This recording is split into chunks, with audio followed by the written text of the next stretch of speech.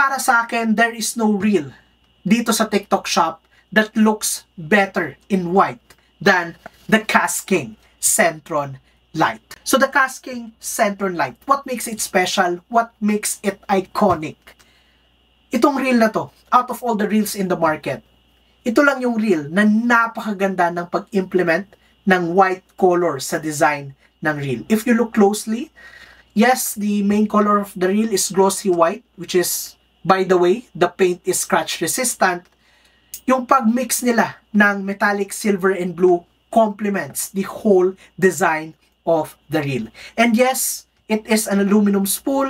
The body of the reel is made from graphite. So kahit itong 500 size, which is by the way, napaka-small and compact ng body, durable pa rin. So yung handle niya is aluminum forged and it is equipped with a high quality rubber grip.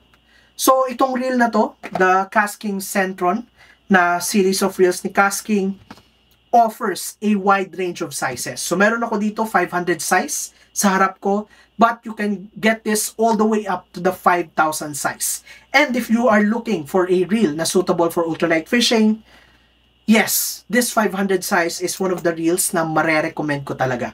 Because aside from its small form factor, very compact, yung drag capacity niya only has a max drag of 5 kilograms. And this is what makes it so suitable for ultralight fishing.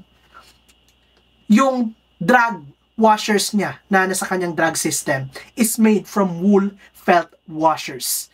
And that is the smoothest type of washers that you could put in a reel that is meant for ultralight fishing.